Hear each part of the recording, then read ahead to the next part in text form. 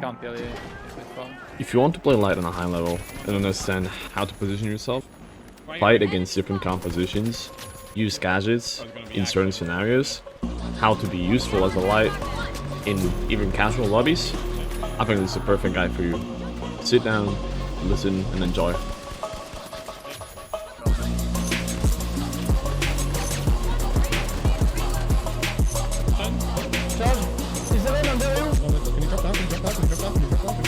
Big nade.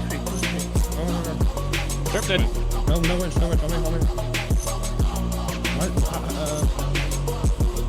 One HP, both on me. 1 HP. Alright, before we start, let me quickly introduce myself, because you might not know who I am. My name is Someone. I have over 14,000 hours in FPS games, and I used to play Rainbow Six Siege semi-professionally as an entry fragger.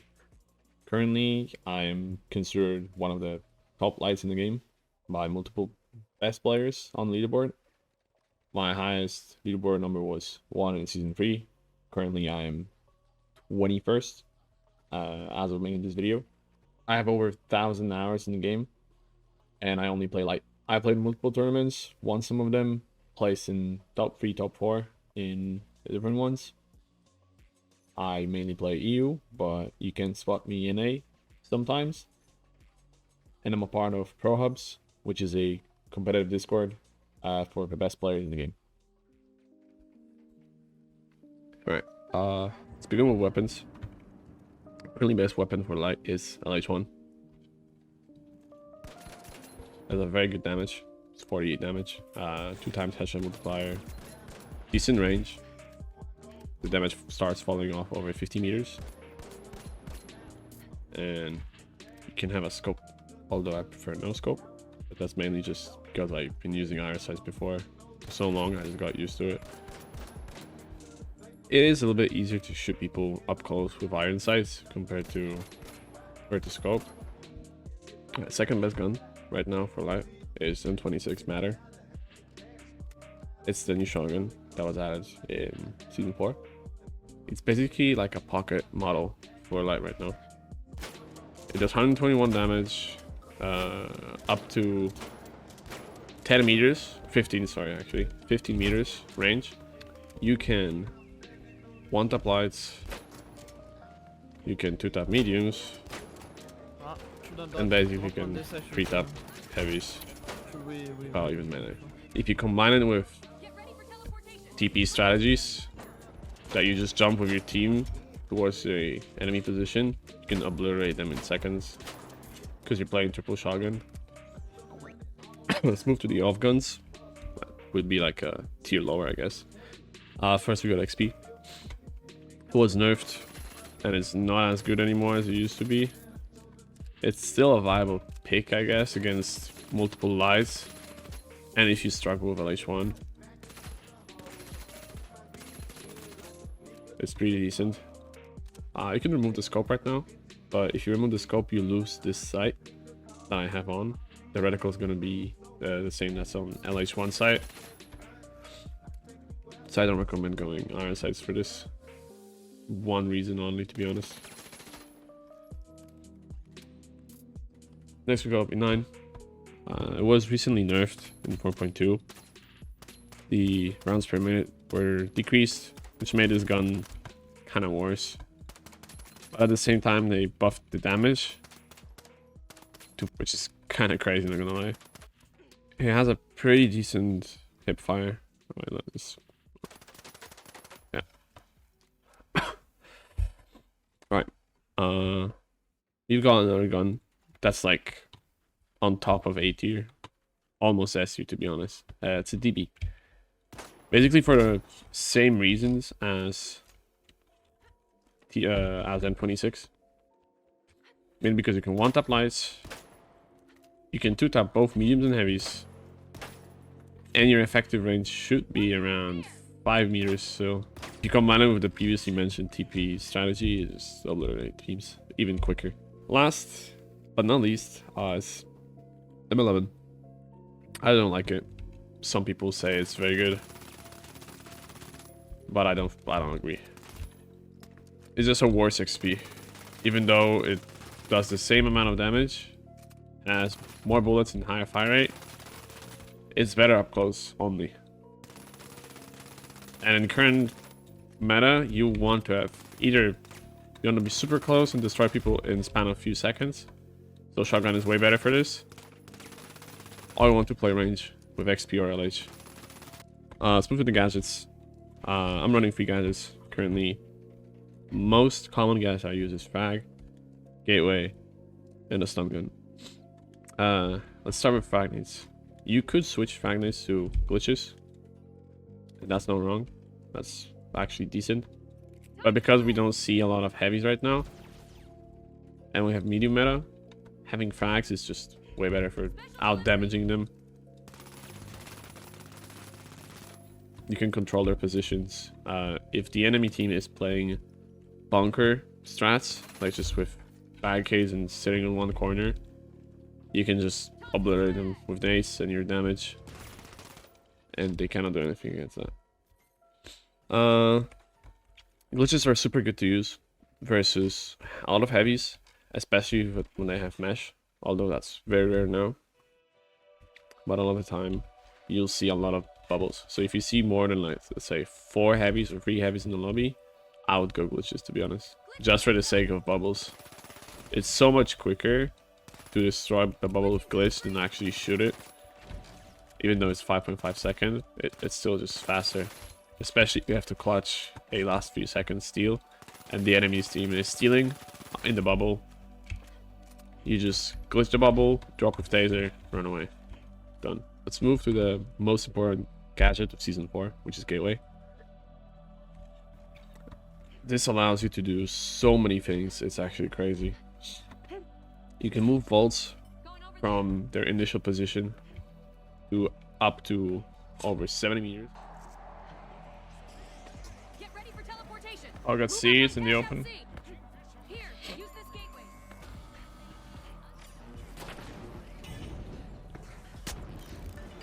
Nice. Yeah, great, I know. Be 70, right? If I cross 1 more meter, it should disappear. Although there's a verticality, so it might not be real 70 meter, but still. You can still throw it. Teleport here. And that is plus like 5 more meters. That's 85 meters, right? Almost 90 meters off TP. Going over there. Yeah, that's 93 meters. That's like a lot of distance we just covered with 1 TP. Another use for gateway is obviously taking height. Placing your gateway. You take control of the position very quickly. You can use gateway to throw projectiles through First gateway. and any carryables. Teleport here. Frag grenade out.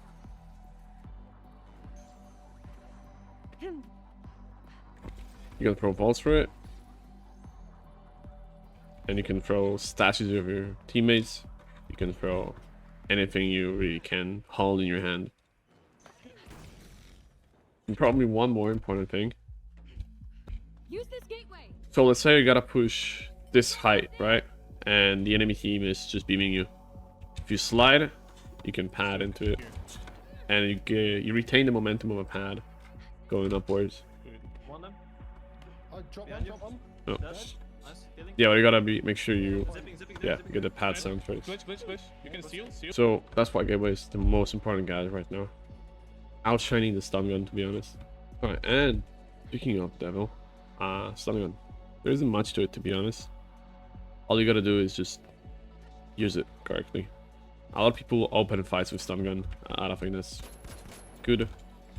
You ideally want to save your stun for something more useful. When somebody's stealing, you just wait for them to start steal. Wait like 6 seconds. Stun them. Stun gun go. If you have The stun is for like 5 seconds. Nice, incredible. Nice, huge. And then they have to steal again for 7 seconds. That's 18 to 19 seconds wasted One. with 1 stun gun if played correctly. Heavy staff. In a 1v1, obviously. No. Alright, so usable distance is 50 meters. Watch out there. So yeah, get creative with your stun gun, to be fair. Try to not open the fights unless you're fighting against heavy. I think heavy is the only person you can open the fight with a stun gun. But anybody else, I wouldn't really risk it. You could use it on medium sometimes. But as long as you fight properly and position yourself properly, you should not have to use stun gun in order to get kills. You can save stun gun for dashing lights with a sword, which are quite popular right now. Let's move to the reserve, because I think that's quite important. So one thing you need to have in reserve as a light always is a thermal vision. Because every dash player is using vanish, and if you meet invis lights, you just see them instantly, right? Through anything, like through smokes, through gas. Although sometimes it can bang out. Oh yeah, I like this. Thermal vision active. Yeah. Sometimes it works, sometimes it doesn't, but still, thermal vision is quite useful against lights. So you have more than 2 lights in the lobby, I would recommend going for it. And in final round, I almost always go thermal vision if there's a light, especially if it's a light I know. I run 2 guns in here. Mainly it's like this. That is my entire setup right now. And I think you should have something similar. You can have different guns, obviously, and if you don't want thermal, if you don't want a stun gun, you can run something else, up to you. But this is ideally the most competitive and efficient setup for a light. Alright, and finally, let's move to our specializations. We got 3 of them. We got cloaking device, evasive dash, and the grappling hook. Grappling hook is just terrible. We just not gonna mention it, to be honest. The only good thing you can do with it is go for plugs, and you can be super fast with it. Well, dash is something that is very common in NA right now. I kind of understand why, although I think you can accomplish very similar results with invis if you understand how it works. You can even be better with invis. Like, let's say you gotta move from cover to cover, right? Well, let's compare dash to invis. Yeah, you can get behind it faster, but they know where you are, right? If you move cloaking device and move from here to here, all of a sudden they should not know where you are unless they spot you from afar somehow, or if they have a thermal on their light. This guy is mainly around invis, as in my opinion this is just the best option for a light right now. Mainly because I said you can change cover without being noticed. You can traverse long open distances as well without being seen. It's hard to spot a light. And probably the most important thing, whenever you play a light, you want to play distance, right? So let's say you're playing 30 meters, more or less, and you just beam, and let's say this guy beams you to 10 HP as well. All you do is invis down, and he has no idea where you're gonna pop from again. Boom, he's gone. If you combine all of the invis stuff with movement, then you can achieve almost similar results with a dash while having invis, and you don't have to run vanish bomb. So you have the best in slot gadget still, compared to dash where you need to use vanish, and you can't really not run gateway right now. And then you can replace stun, I guess, for nades, but I don't know. I don't think it's worth it. So that's why invis is just the best. And invis will, to be honest, always be the best, just because you're invisible. That's it. If you're invisible, like, people will just not see you no matter what. So we talked about weapons, we talked about gadgets, specializations are done as well. Let's talk about positioning. Currently, there are 2 ways to play light, in my opinion. One is you play like this controlling, supporting style of light, where you play with LH1 and you maintain your distance to be around 20 to 40 meters against the enemy team, and you just, well, you beam them, right? You play on off angles from distance, and your team is trying to fight them while you just shoot them, and you're close enough to get back to them. He's low, he's 1 HP. With like a TP, let's say, yeah, they're fighting on the roof, and you're fighting. Let's say they drop down, you can't see them. Now you're with them. So that's ideal positioning for a light. You play off angles, you circle around the enemy, and you want to be the long range support for your team. Not too far away to be useless if they drop down or if you don't have an angle. So you always have to look for openings. Another thing you can do, let's say when you're fighting in a building where you have a cash out, there's gonna be a lot of huts, right? Let me make one.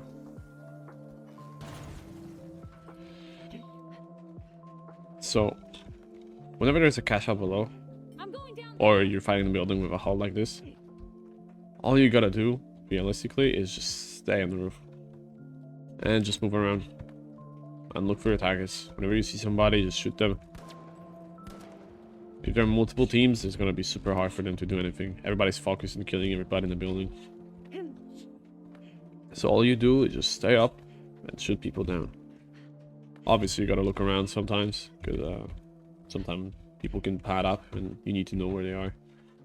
Always be on the lookout to make sure nobody comes in unnoticed.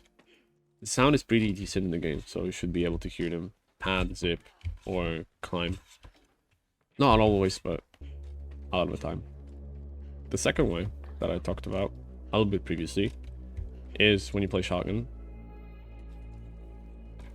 You want to be with your team almost always. You are the guy that gets your team into the enemy, right? So let's say you know the cash out is there, or you know their position is behind that wall. All you gotta do is do this, Gateway's linked. and you jump on them with shotguns. And you play up close. You can go back to reset very quickly if you want to. Heavy slow. But that's one of two ways to play light right now.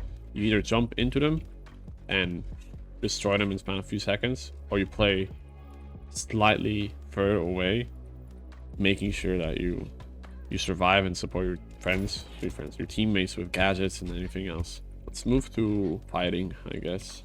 Well, you fight differently against different compositions, obviously. And I'm gonna talk about the most important ones.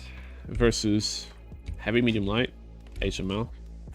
You want to catch light first. It's a light versus light fight. Whoever wins the light fight will most likely win the game. You can also, theoretically, start with a medium, because you cut off their potential to defib and heal. But that's just harder because medium is almost always playing with a heavy.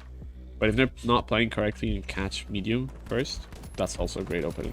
But ideally you want to start with a light. You look for a light, you kill the light, and you move to the next target, which is medium, because your team is already jumping on them when you get a light kill. So the enemy team has to scrap it, run away, and you can just jump on them. Versus double, medium, heavy, you focus medium, either one, to be honest. They're mostly playing bunker or grouped up, so that's why nades come in handy. Let's say they're on the roof, bunkering with barricades, no APS. You just toss nades. You can toss a TP for your team, and they just jump on them, and you have an angle behind them or inside with the shotgun. Pretty much it. And the one where light is probably the most important character is whenever you play double, heavy, medium. Your glitches are your treasure. If you land glitch on the bubble, glitch on the mesh, glitch on any of the heavies, you instantly win. That's an instant value. But you gotta be super safe about it, because if not, you will die instantly. They have 2 RPGs, 1 winch, 1 charge probably, or 2 winches or 2 charges, which is even worse. Shotguns, Lewis, you name it. There's so much you need to worry about it. If you jump too close, you just lose. So we don't want that.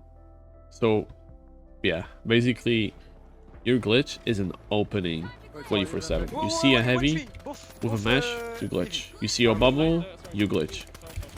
You see anything that you can glitch that's like important to glitch, you just glitch instantly. You open fights with this no matter what, unless it's a longer range and you kill people like this, and then you just glitch afterwards because your team is already jumping. But that's like a certain case scenario, which you just learn while playing the game, to be honest. So currently the most common meta is triple medium, which is terrible, to be honest, but people play it because it's the easiest one. But any good HML or HMM will just destroy triple medium. All you gotta do is just roll into them, to be honest. Land a nade, jump into them. You have shotgun LH. You play a bit of distance, you just beam them, your team jumps on them, you kill them. I need to train. You can bait them into a steal, for example, if they cash out first. They don't have any denial beside of He-Man. So as long as you know what you're doing and you understand how everything works, you should be fine with just killing them, just shooting. If they control an area somewhere, let's say you're playing Cell Hospital, you lost the cash out, they're holding the hospital right now and you have to cross the bridge. That's why you have a light with a gateway. You just cross it with invis. You TP your team, you're under them, you pad, and you just win the fight. You just shoot. Pretty much it. There isn't like a twisted logic to it, to be fair. Yeah, if you found this helpful, make sure you follow, sub, like, comment, whatever. I also stream on Twitch, so I highly recommend you hop in and ask a question if you need. I'm more than happy to answer and help you out. I like teaching people. I don't gatekeep information too much. So, yeah, don't be shy and say hi.